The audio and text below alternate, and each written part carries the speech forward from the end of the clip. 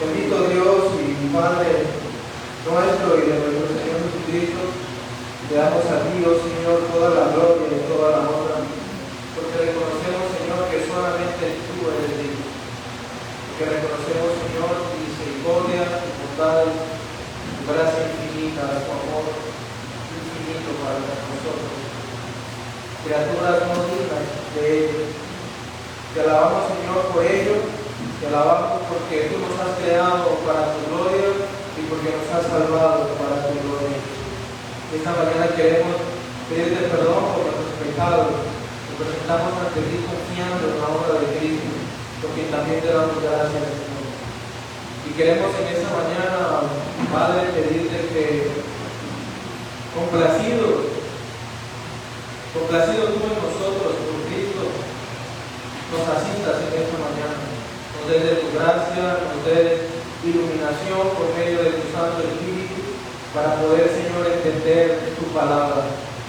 Señor, el estudio que hemos iniciado es un estudio algo complejo, más que para nuestra mente, a veces para nuestro orgullo. Yo quiero rogarte, Señor, para que nos ayudes, para que ayudes a estos hermanos o hermanas que puedan llegar a tener una lucha contra estas verdades. Ayúdale, Señor, por medio de tu Santo Espíritu, para que tu palabra rompa esas barreras y puedan creer lo que tú claramente proclamas. Señor, ayúdanos a conocerte más por medio de estas verdades, por medio de estas doctrinas, a conocernos más a nosotros mismos y también en la obra que tú has hecho por nosotros, Señor. Rogamos tu ayuda en el nombre de Cristo Jesús. Amén y amén. La semana pasada iniciamos un estudio de los cánones del Lord, dimos una introducción muy breve y hoy ya nos vamos a introducir al primer artículo de los cánones del Lord. Y quiero recordarles, mis hermanos, que los cánones del Lord tienen que ver con lo que hoy se conoce, con los 5 puntos de la doctrina de la gracia.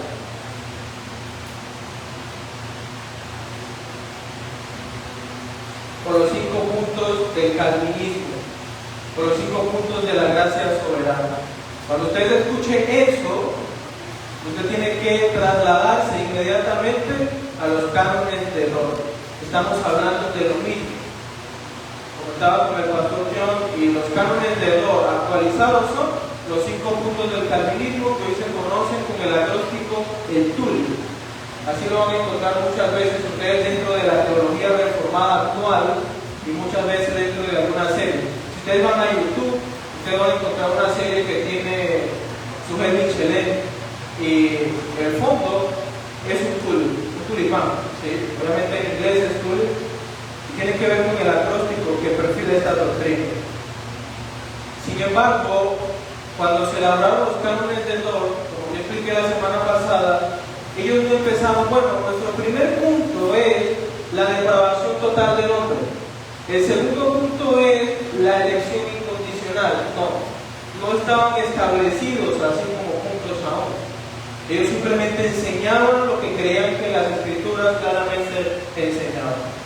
Y el primer artículo dice lo siguiente, dice, puesto que todos los hombres han pecado en Adán, y se han hecho reos de maldición y muerte eterna, Dios no habría hecho injusticia a nadie si hubiese querido dejar a todo el género humano en el pecado y en la maldición, y condenarlo a causa del pecado, según estas expresiones del apóstol. Y ellos citan aquí algunos textos. Abro comillas. Para que toda boca se calle y todo el mundo sea hecho responsable ante Dios, por cuanto todos pecaron y no alcanzan la gloria de Dios, y porque la paga del pecado es muerte. Este es el primer artículo de los cánones de Lord, y algunos teólogos consideran que este artículo viene a ser uno de los más importantes dentro de todos los cánones de Lord, que expresan la ortodoxia reformada del momento. Y es bastante importante. Ahora, nosotros vamos a dividir esta clase en 3 puntos.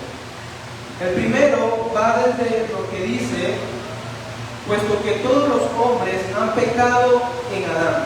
Ese va a ser nuestro primer punto. Y lo vamos a llamar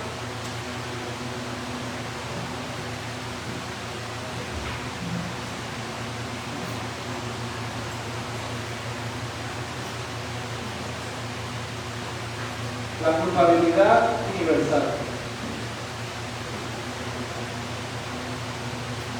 El segundo punto va desde donde dice: y se han hecho reos de maldición y muerte eterna. Eso lo vamos a llamar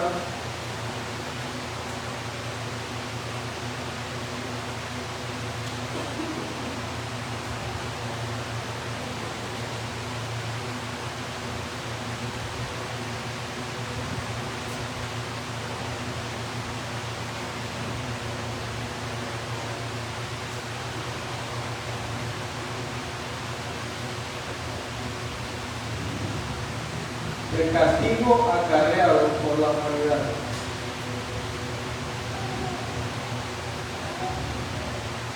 Y el otro va desde allí desde lo siguiente hasta el final, que dice: Dios no había hecho injusticia a nadie si hubiese querido dejar a todo el género humano en el pecado y en la maldición y condenarlo a causa del pecado.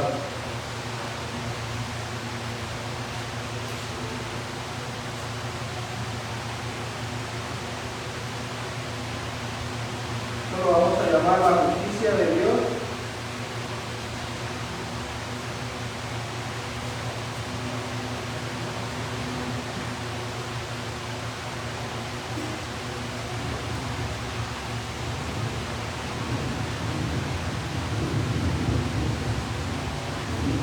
Manifestada en el castigo universal o de toda la humanidad, pero vamos a llamarlo universal. Eso van a ser nuestros tres puntos. Y el título de esta clase es el siguiente, yo lo he llamado así: un caso hipotético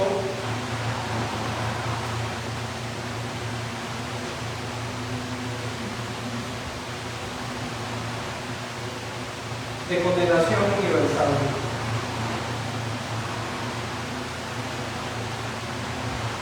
Ahora, ¿por qué lo he llamado así? Porque en el punto número 3 nosotros vamos a ver que el autor no está diciendo que eso es lo que Dios hace, sino que en caso de Dios hacerlo, Él sería totalmente justo. Y yo creo que ese es el centro del artículo que vamos a entrar en esta mañana. Pero lo primero que quiero que empecemos a estudiar es el punto 1. Y dice: puesto que todos los hombres han pecado en Adán. Y quiero pedirles, mis hermanos, que vayan conmigo a Romanos capítulo 5.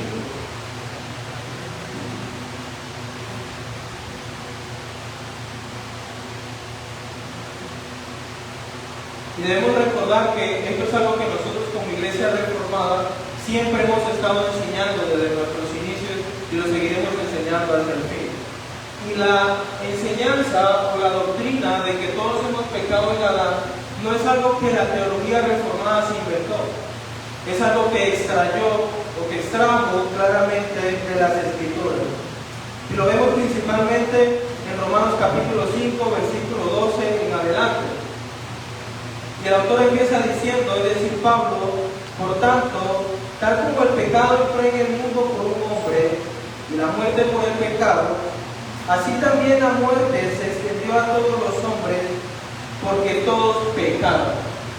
Y ese es nuestro punto: todos pecaron. Pero podemos hacernos la siguiente pregunta: ¿acaso toda la humanidad estaba allí presente de tal manera que cada uno de forma individual cometió el mismo pecado que Adán?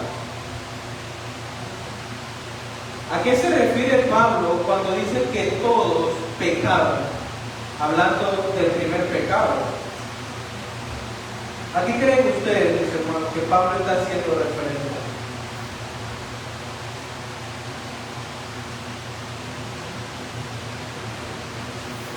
Pueden participar, hermano.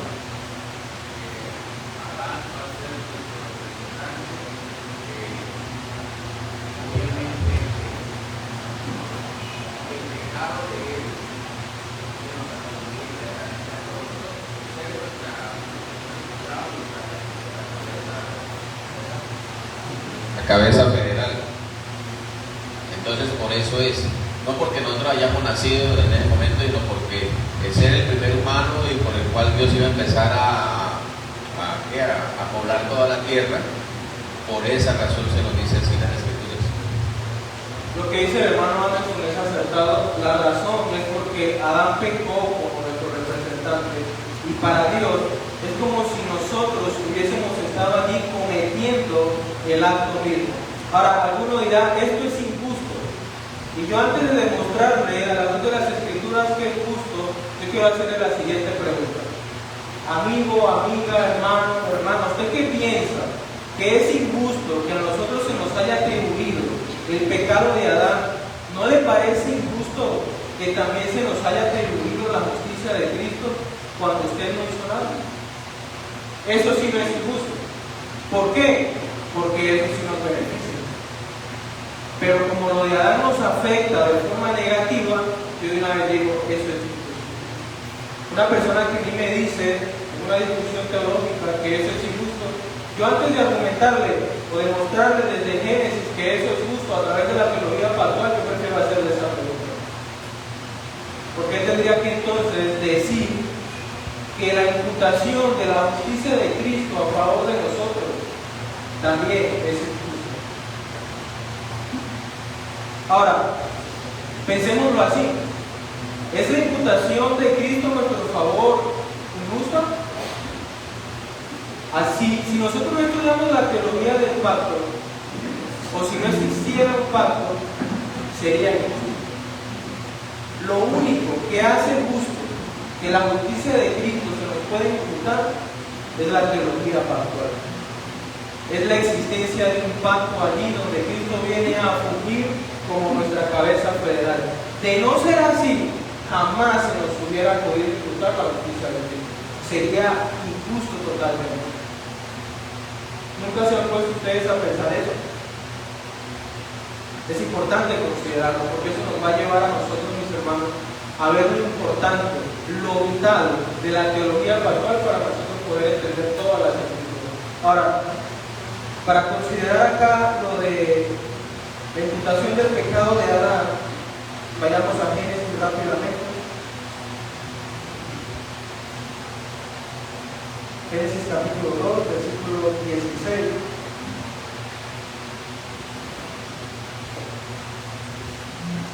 Dice la palabra del Señor: y ordenó el Señor, esta es la Biblia de las Américas, al hombre diciendo: de todo árbol del huerto podrás comer. Versículo 17. Pero del árbol del conocimiento del bien y del mal no comerás, porque el día que de él comas, ciertamente morirás.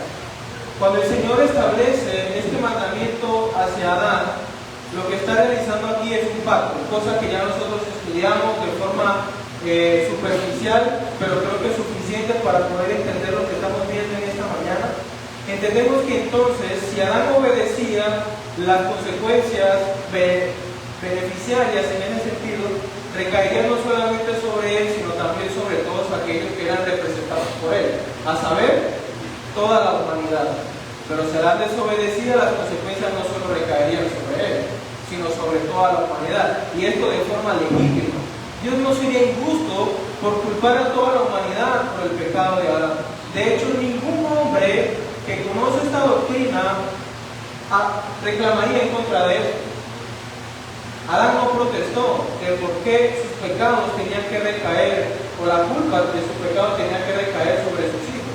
Adán no protestó sobre eso, porque Adán sabía que esto era totalmente legal. Ahora, si nosotros vamos a Efesios, capítulo 2, podemos hallar cómo esa condición que se promete, que recaería sobre Adán, en caso de quebrantar el pacto, ciertamente es una condición en la que se encuentra ahora toda la humanidad. Efesios capítulo 2, versículo 1. ¿Algún hermano que lo pueda leer, por favor?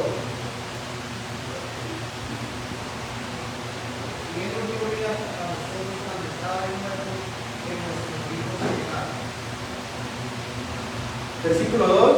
¿Cuántos? Cuales anduvisteis en otro tiempo, siguiendo la corriente de este mundo, conforme al príncipe de la potestad del aire, el espíritu que ahora opera en los hijos de Sí, termina el 3. entre los cuales también todos nosotros vivimos en un tiempo los deseos de nuestra carne, haciendo la voluntad de la carne y de los pensamientos, y éramos por naturaleza y por medida lo mismo que los demás. Vean lo que el apóstol Pablo está diciendo. Desde el versículo 1 al versículo 3 repite 3 veces el hecho de que los creyentes eran eso anteriormente, eso negativo que él está describiendo, los creyentes anteriormente lo eran. Y lo dice primero cuando menciona que él os dio vida a vosotros cuando estaba en muerto. Esa era la condición del hombre, que ahora ha creído. En otras palabras, esa era la condición suya y mía antes de que creyéramos en Cristo. Estábamos muertos en delitos y pecados. Por ende, es la condición de todo hombre, toda mujer que al día de hoy no ha creído en Cristo. Se encuentra muerto en delitos y pecados. Ahora, ¿eso qué implica? Que ellos viven según la corriente de este mundo, conforme al espíritu de la potestad del aire, el espíritu que opera en los hijos de desobediencia. Así son llamados también aquellos que no han creído en Cristo. Y vea lo que Pablo va a decir luego, entre los cuales también todos nosotros en otro tiempo vivíamos en las pasiones de nuestra carne, satisfaciendo los deseos de la carne y de la mente. Y eran, dice Pablo, no, dice y éramos, todos los que hemos creído, éramos anteriormente hijos de ira. ¿Eso qué expresa? El hecho de que Dios estaba airado contra nosotros. Y si vamos a el Salmo 7:11, ¿qué dice? Que Dios está airado todos los días contra el impío. Y nosotros antes de creer, mis hermanos, no éramos de ese tipo. Quiero que vayan conmigo rápidamente al Salmo 51.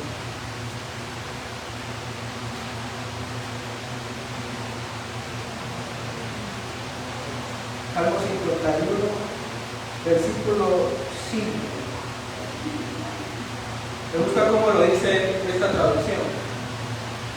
Dice así el salmista David: He aquí yo nací en iniquidad, y en pecado me concibió mi madre. ¿Qué está expresando aquí el salmista? Lo que hemos venido anunciando desde el principio de esta clase. La muerte en la que el hombre se encuentra, la condición del hombre luego de la caída y antes de la regeneración.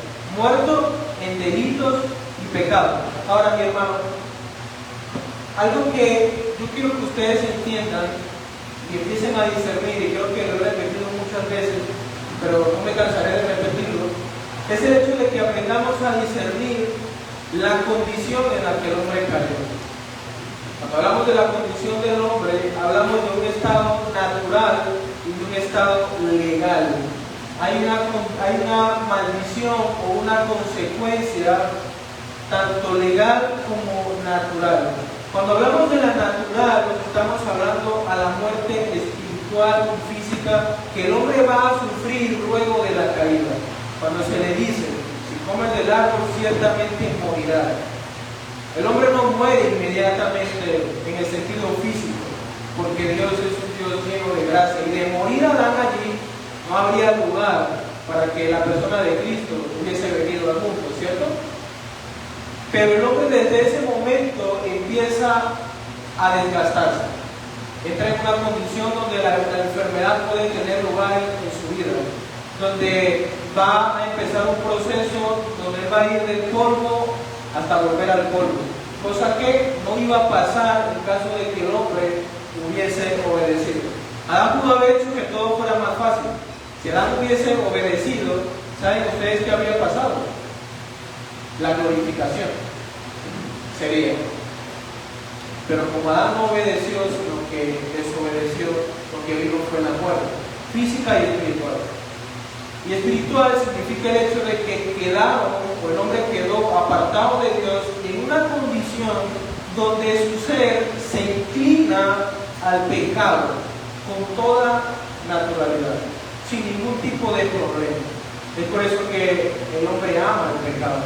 Yo creo que si usted es sincero, usted diría como yo, recordando su vida pasada, yo amaba el pecado. lo que yo era, lo que yo hacía, yo lo amaba. La situación es que el Señor me transformó y lo que antes amaba, ya no lo amo, y lo que antes no amaba, ahora lo amo. ¿Sí? Pero eso es lo natural. Pero los cánones están hablando aquí, o el primer artículo del canon está hablando aquí del ámbito legal, del sentido legal, porque el hombre no solamente murió, el hombre también quedó como culpable delante de Dios. ¿Por qué? Por el pecado de Adán. De tal manera que cuando Adán pecó, ese pecado, mis hermanos, se le contó a cada persona que había de venir a este mundo. Cuando usted viene al mundo, cuando usted vino al mundo, cuando su hijo vino al mundo, ya él viene con un historial delante de Dios de culpable. Y su primer pecado es el de Adán. Y es allí donde algunos dicen, ¿a dónde van los niños y mueren? Pues bueno, saque conclusiones partiendo de allí, ¿no? Todo niño es culpable desde que nace, porque se le atribuye el pecado de Adán. No solamente nace en pecado, como dice el salmista, aquí yo nací en iniquidad, con una naturaleza corrompida, contraria a Dios, sino que también nací en una condición legal donde delante de Dios yo soy culpable y lo que merezco es el castigo. ¿Se entiende? Y eso es lo que Cristo va a redimir. Cristo no solamente nos redime en el sentido natural, no solamente somos regenerados y estamos siendo santificados y seremos glorificados en la eternidad o cuando Cristo venga, que tiene que ver más con nuestra naturaleza, con nuestro cuerpo, sino que Cristo también nos justificó por medio de la fe. Y ahí vemos los dos ámbitos otra vez, el ámbito legal y el ámbito natural, lo que tiene que ver con nuestra naturaleza, ¿sí? Lo que se vio afectado por el pecado es lo que Cristo viene a redimir. Aquí estamos hablando en sí de qué, de la culpabilidad del hombre, su problema legal. Porque mi hermano, usted puede ser regenerado, pero si usted no es justificado, usted no puede entrar al reino de los cielos. Porque para usted entrar al reino de los cielos, usted tiene que ser justo. O sea, no es solamente una cosa, es la otra también. ¿Sí?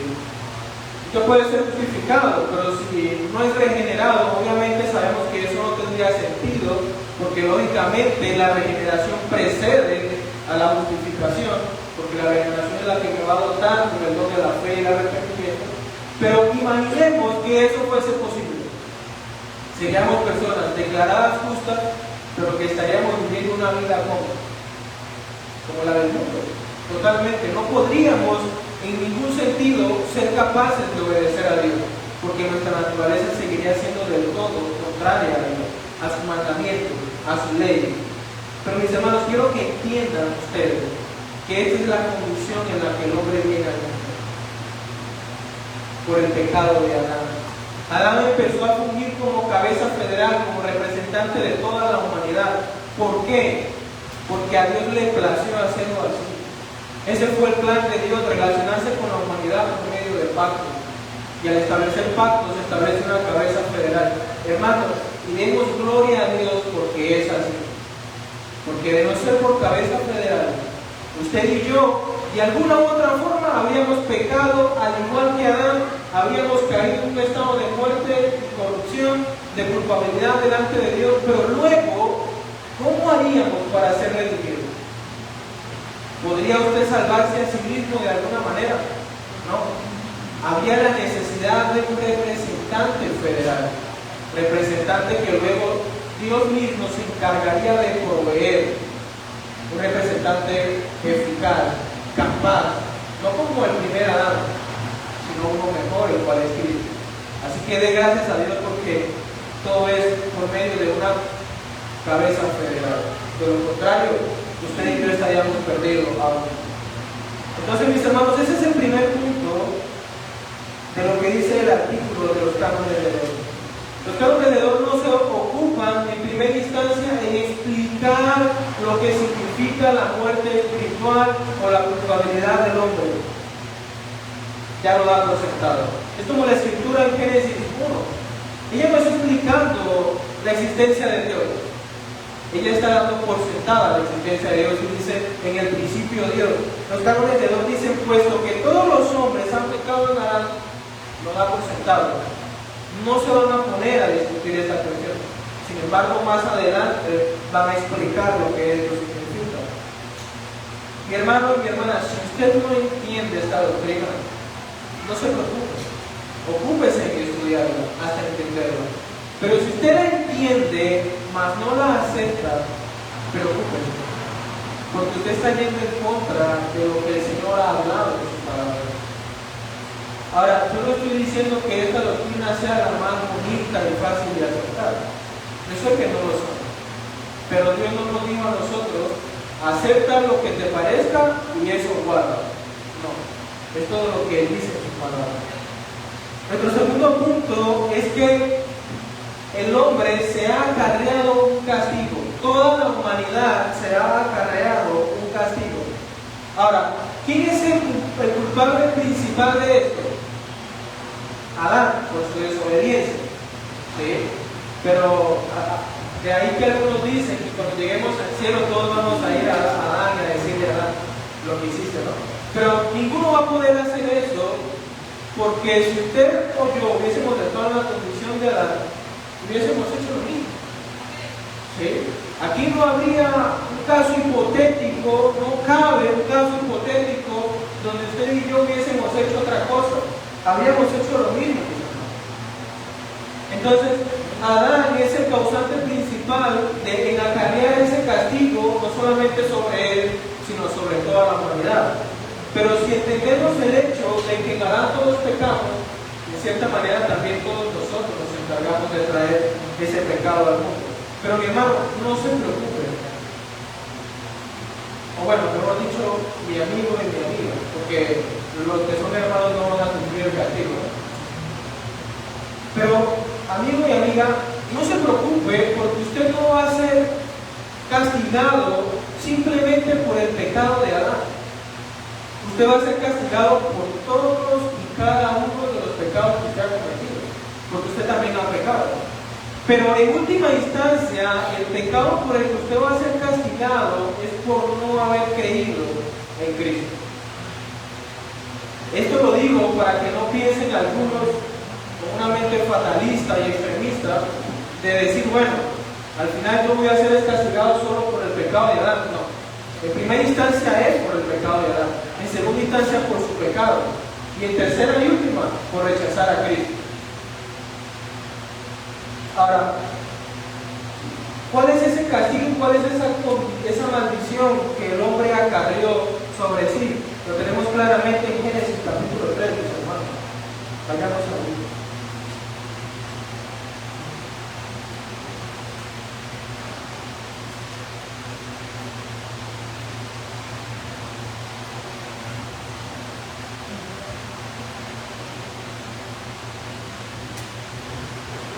Versículo 16, el versículo 14 y 15 habla de la maldición sobre la serpiente.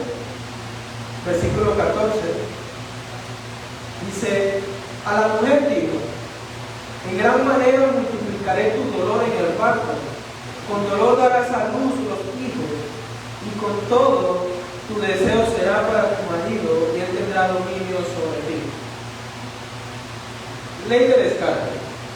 ¿Todas las mujeres sufren en el parto? ¿O solo fue Eva? Si todas las mujeres sufren dolores en el parto, ¿eso qué implica? Que ciertamente el castigo recayó sobre todas las mujeres, no solo sobre Eva. Pero eso también ¿qué implica? Que solo Eva era culpable. No, sino que todas las mujeres también. Versículo 17, Adán, entonces dijo a Adán, por cuanto has escuchado la voz de tu mujer, ojo con eso, a los esposos, y has comido del árbol del cual te ordené diciendo, no comerás de él, maldita será la tierra por tu causa, con trabajo comerás de ella todos los días de tu vida, los vinos y abrojos te producirán, y comerás de las plantas del campo con el sudor de tu rostro, del campo. Versículo 19, con el sudor de tu rostro comerás el pan hasta que vuelvas a la tierra,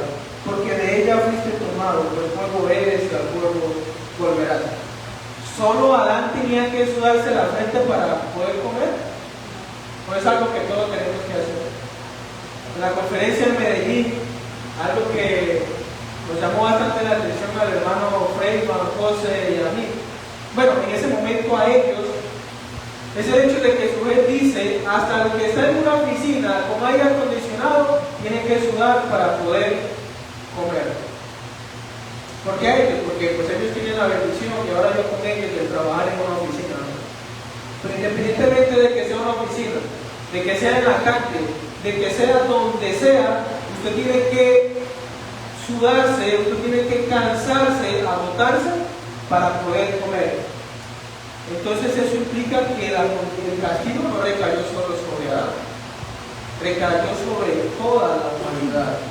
Eso por ley también implica que toda la humanidad es culpable de Adán, porque de no ser así, solo Adán tendría que sudar su frente, nosotros no, porque yo no soy culpable. Pero resulta que la maldición no consiste solo en un trabajo arduo y en el dolor del parto, sino que también consiste en la muerte física del hombre. Ahora, esa es una condición que del todo no va a ser, vamos a decir así, librada, porque todos vamos a morir físicamente, excepto los que cuando Cristo venga estén vivos, ellos serán transformados inmediatamente con cuerpos glorificados. Pero usted y yo que somos creyentes, por haber creído no seremos librados de la muerte física, vamos a sufrirla.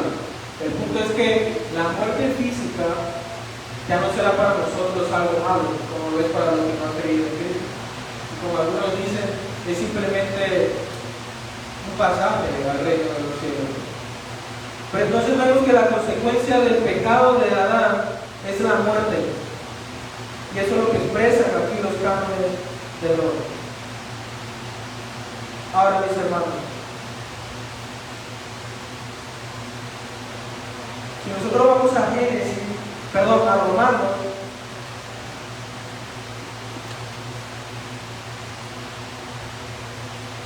capítulo 6, versículo 23. ¿Qué nos dice? ¿Algún hermano que pueda leerlo? Porque la parte del pecado es muerte, mas la dádiva de Dios es vida eterna en Cristo Jesús, Señor nuestro. Amén. ¿Qué nos está diciendo el texto? Yo antes interpretaba este texto de una forma errada. Y yo pensaba que lo que estaba diciendo es que la paga que Dios da por el pecado es la muerte. Y eso es cierto. Eso no es mentira. Dios paga a la persona con muerte por haber pecado, pero no es lo que el texto está diciendo. Cuando nosotros leemos la Escritura, tenemos que aprender a discernir entre lo que ciertamente es una doctrina verdadera y lo que el texto está diciendo. Porque aunque sea verdad, puede que no sea lo que el texto está diciendo. Lo que el texto está diciendo aquí es lo que el pecado nos da por un lado y lo que Dios nos da a nosotros por otro lado. Lo que el pecado da y lo que Dios da. Lo que el pecado da como paga por nuestro servicio a Él es muerte. Pero lo que Dios nos regala, no por nuestro servicio a Él, sino por pura gracia, es vida eterna en Cristo Jesús, Señor nuestro. Vea la diferencia. Para Dios yo no sirvo, yo no hago nada para ganarlo. Él simplemente me da una buena dádiva, un don, un regalo. Pero, ¿cómo paga el pecado a aquel que fiel le sirve? Le paga mal, le paga con muerte. Una vez alguien decía que el pecado será el primero que se levantará en el día del juicio y te señalará. Y dirá, esta persona se acostó conmigo, bebió, se emborrachó conmigo, mintió conmigo y hizo todo esto conmigo. El pecado será el primero en señalar al pecador en el día del juicio. Entonces entendemos, mis hermanos, la consecuencia que el hombre se acarreó por causa del pecado.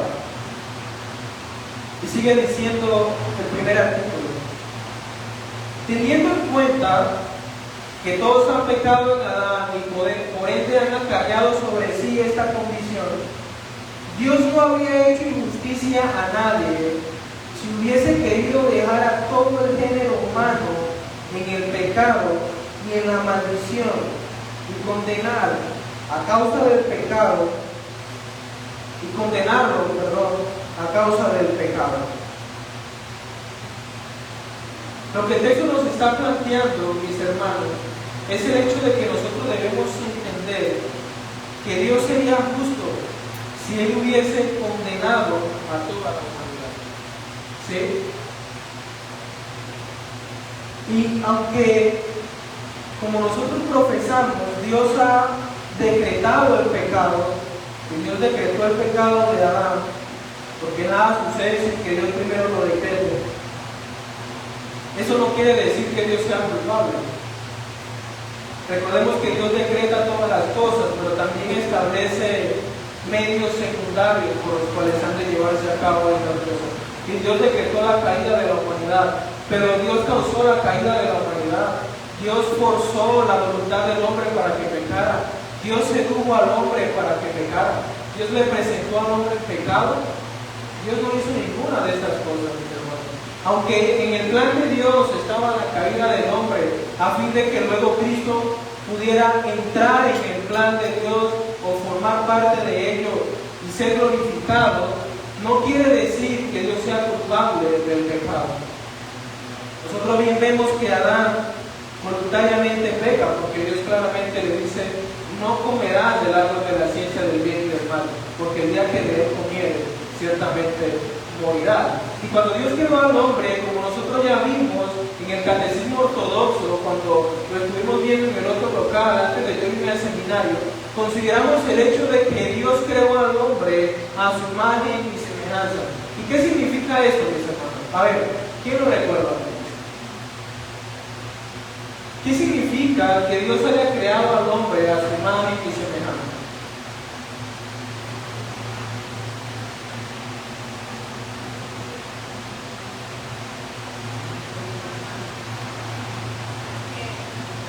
Bueno, no sé si lo recuerdo bien, pero cuando Dios creó al hombre a su imagen y semejanza, el hombre estaba en la capacidad de obedecer esto que Dios le había mandado. Amén, así es. Cuando Dios crea al hombre a su imagen y semejanza, está creando a un hombre recto, a un hombre que ama la justicia, a un hombre que es santo, y en ese momento era santo porque estaba apartado del pecado, ciertamente, ¿no? Y el hombre era capaz de poder obedecer cualquier demanda de parte de Dios. Mis hermanos, nosotros siempre debemos ser, como dice mi pastor yo, presuposicionalistas. Nosotros debemos partir siempre del hecho de presuponer que Dios existe y que Dios es bueno, que Dios es justo. Son verdades que nosotros entendemos y nuestra mente debe siempre partir de esas verdades. Si yo entiendo que Dios es bueno, por mi mente jamás puede pasar la idea de que Dios creó al hombre sin la capacidad de hacer algo y que luego le demandaría que lo hiciera. Mis hermanos, eso sería injusto. Un Dios así no es más que un monstruo, pero ese no es nuestro Dios. Nuestro Dios nos creó a nosotros capaces de poder obedecer cualquier demanda que Él nos hiciera. El hombre estaba perfectamente capacitado para no comer del árbol de la ciencia del bien y del mal durante el tiempo que Dios le había establecido, el tiempo que nosotros no conocemos. Pero ¿qué es lo que pasa? Que el hombre también se encontraba en la libertad de poder pecar. Algo similar a la condición en la que usted y yo hoy nos encontramos. Usted es capaz de no pecar, ¿cierto? Pero usted también es capaz de pecar. ¿Y qué es lo que usted y yo hacemos? A veces pecamos y a veces no pecamos. La condición de Adán no era tan mala como la de nosotros, porque la de nosotros hasta ahora no es mejor que la de Adán, pero va a ser mejor que la de Adán. Porque cuando nosotros seamos glorificados y conformados plenamente a la imagen de Cristo, no habrá posibilidad de pecar. ¿Sí? Entonces, ¿qué pasó con Adán? Pecó. Y por haber pecado, trajo toda esta situación sobre nosotros. Entonces, mis hermanos, entendiendo esto, partiendo del hecho de que Dios creó al hombre a su imagen y semejanza, lo creó capaz de poder obedecerle, pero Adán, libremente le desobedeció, libremente se fue en contra del mandamiento de Dios, siendo engañado por el enemigo, como dice bien el texto, escuchando la voz de su mujer y no la de Dios. Él pecó voluntariamente. ¿Qué tiene que hacer Dios contra el pecado?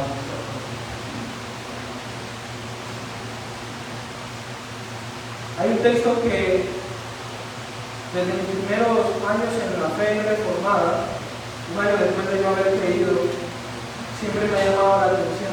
Es el Salmo 7:11.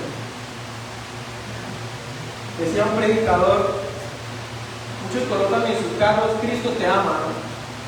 Pero ¿por qué no colocan en sus carros, Dios está airado contra el impío todos los días? Porque al otro día ya no tendría parabrisas, dice el otro. Y eso es cierto, ¿no? A nadie le gusta escuchar eso. El punto, mis hermanos, es que este pasaje nos muestra ciertamente cuál es uno de los atributos de Dios que nosotros tendemos a pasarlo por alto, por hacer predominante el amor de Dios.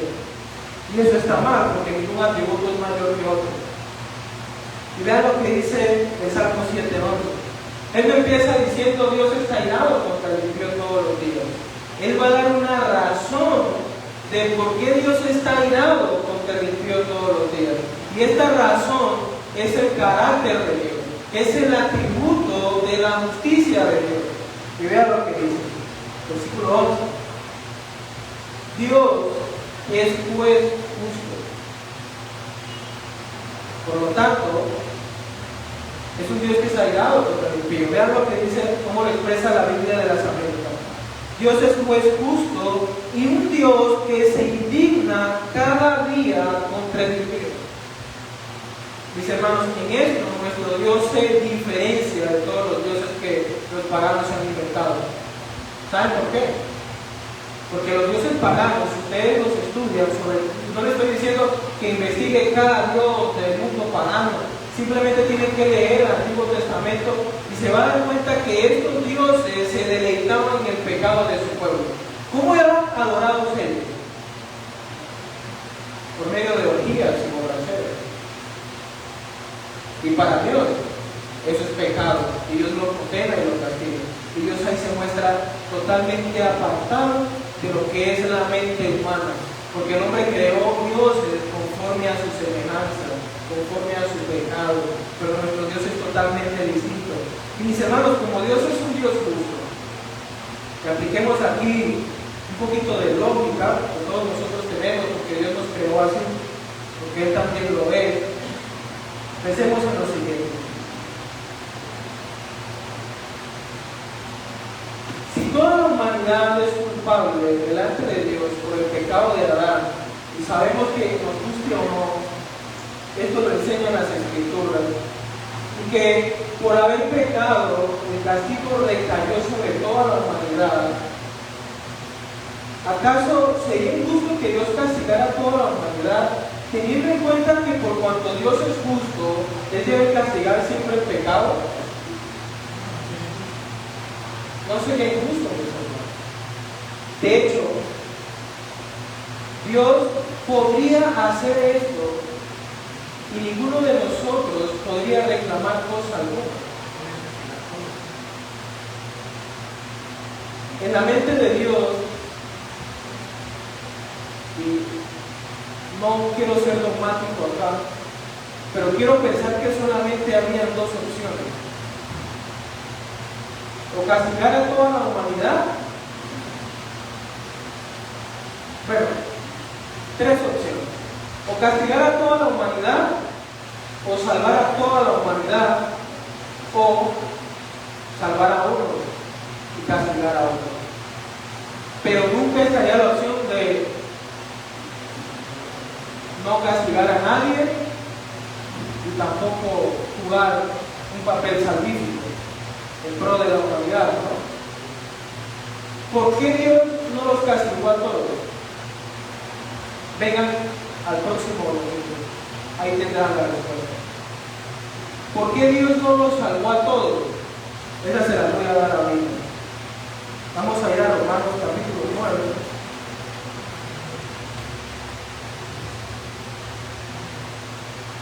¿Por qué Dios no salvó a todos, sino que salvó a algunos, o está salvando a algunos y condenará a otros? Romanos 9.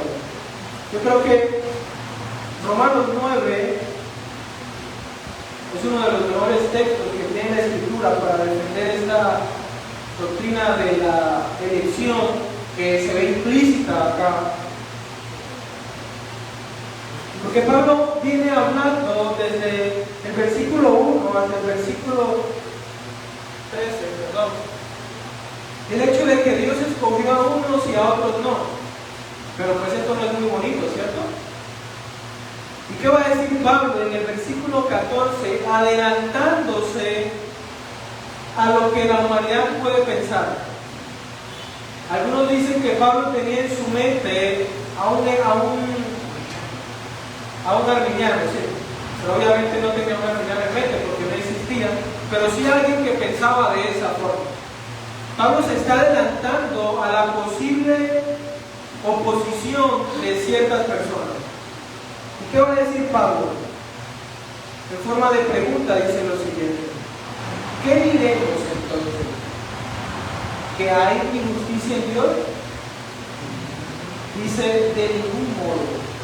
Y algunos textos dicen, de ninguna manera. Eso quiere decir, ni se te ocurra pensarlo. Porque él dice a Moisés, tendré misericordia del que yo tenga misericordia y tendré compasión del que yo tenga compasión.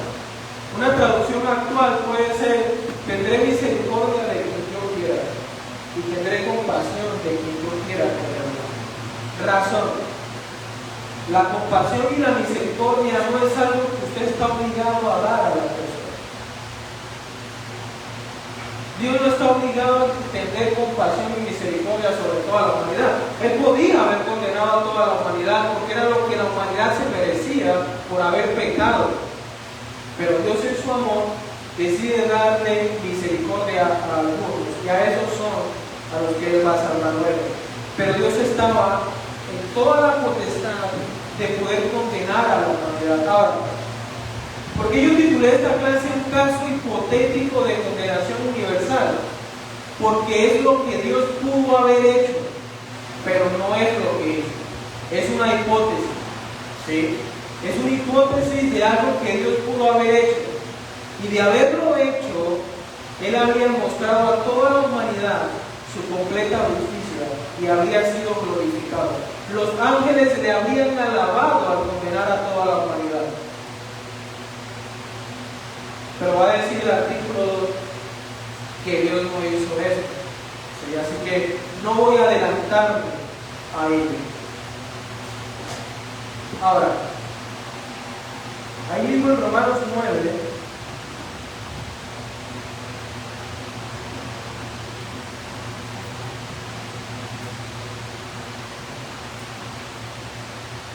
va a decir, mira, versículo 18, me dirás entonces, dice Pablo adelantándose. Me gusta la mente de Pablo porque siempre se adelanta a las oposiciones. Dice, ¿por qué pues todavía reprocha a Dios? Porque ¿quién resiste a su voluntad? Al contrario, le va a decir Pablo, ¿quién eres tú, oh hombre, que le contestas a Dios? La Reina Valera dice que contiendes por ti. Pero me gusta este texto porque dice que le contestas a Dios. Mis hermanos, a nosotros escuchar la doctrina de la elección y la reprobación, nosotros debemos callar. No somos nadie para contestarle a Dios y preguntarle por qué. No es ese nuestro deber, ¿cierto?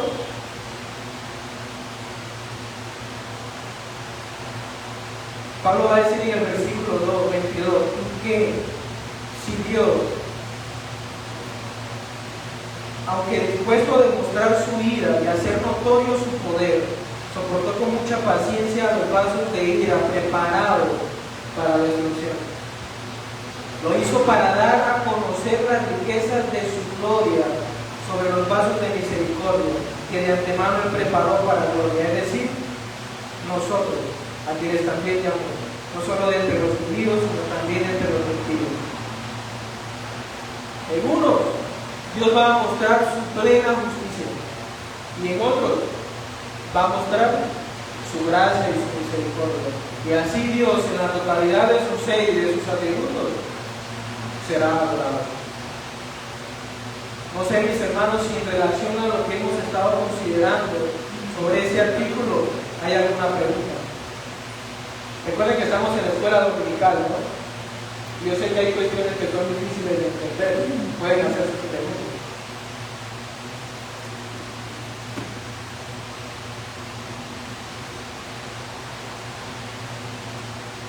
¿Nadie tiene preguntas muy claras?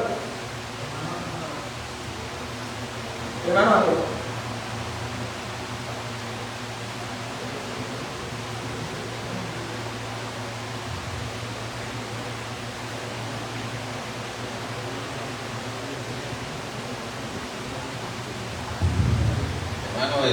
Bueno, entendemos de que el Señor no hubiera sido injusto si no hubiera condenado a todos en base a esa relación de pacto, ¿no? Que Él, como soberano, le comunicó a Adán. No le preguntó si estaba de acuerdo, solo le comunicó. Pero la otra es, si hay precisamente un pacto eterno, un pacto intratrinitario, un pacto de gracia entre el Padre, el Hijo y en efecto el Espíritu Santo, de redención, que en Génesis 3:15 lo anuncia, donde dice que serán benditas la simiente de la mujer y la simiente de la serpiente. Ahí donde da a conocer esa otra relación de pacto que diría yo incondicional. La pregunta es, ahí sí en ese momento, si Dios condenara a todos los hombres, ¿no sería una injusticia en base a su propio pacto intratrinitario, ese pacto eterno? Porque con ese pacto eterno Él estaba comprometiéndose que iba a haber un grupo de pecadores, un remanente escogido por gracia, al cual el Cristo venía a salvar. Gracias, hermano, buena pregunta.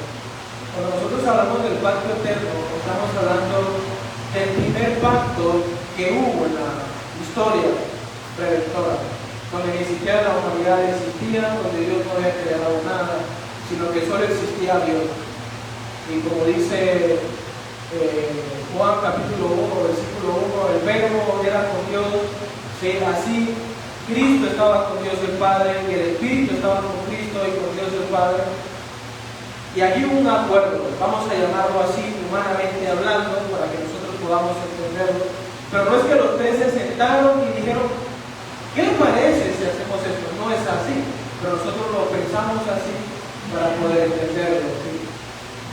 Y un plan desde antes de la fundación de todas las cosas, donde Dios se propuso crear al hombre, permitir que el hombre cayera, para luego salvarlo por medio de Cristo, y así que Cristo fuese glorificado, porque ese es el plan del Padre. Todo Colosenses habla de eso. Sería injusto si Dios, no sería injusto, perdón, que Dios hubiese condenado a toda la humanidad, pero sí habría sido una contradicción contra sí mismo, ¿sí? Cuando hablamos de injusticia, estamos hablando de abolir una ley. Dios no estaría aboliendo una ley. Dios no estaría yendo en contra de algo. Dios sería totalmente justo al castigar a toda la humanidad. La razón por la que Dios lo hace y por la que no lo hizo, mejor dicho, es porque ya había un plan. Él sabía que la humanidad iba a caer. Esto no fue algo que a Dios lo tomó por sorpresa. Eso estaba en el plan de la eternidad. Y Dios por eso no va a tomar la decisión de condenar a todo el hombre, porque en su plan ya está que de esa humanidad caída Él iba a redimir a algunos para llevarlos a su gloria y así mostrar su gracia, pero a la vez mostrar su justicia y en todo esto ser glorificado. Pero cuando nosotros hablamos aquí, yo no estoy hablando tanto de la mente de Dios, o sea, no lo estamos haciendo a la luz del pacto intratrinitario. ¿Por qué? Porque estamos hablando de un caso hipotético, ¿sí? Es algo que Dios pudo haber hecho, si bien en contra de su justicia, pero que no lo hizo porque ya Él tenía un plan trazado. Él iba a obrar conforme a ese plan trazado y ciertamente obró conforme a ese plan. Pero de pensar que el plan hubiera sido otro y Él hubiese condenado a toda la humanidad, Él nunca habría sido injusto.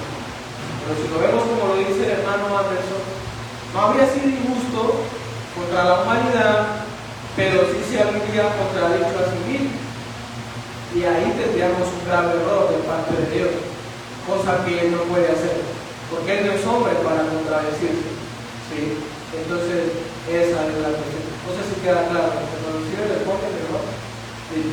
¿Alguna otra pregunta? Mis hermanos, yo quiero finalizar, porque más que llenar nuestras mentes de información y teología y todo esto, yo quisiera que pensemos en el simple hecho de que Dios pudo mandarnos a todos al infierno, de que Dios pudo nunca haber enviado a Cristo,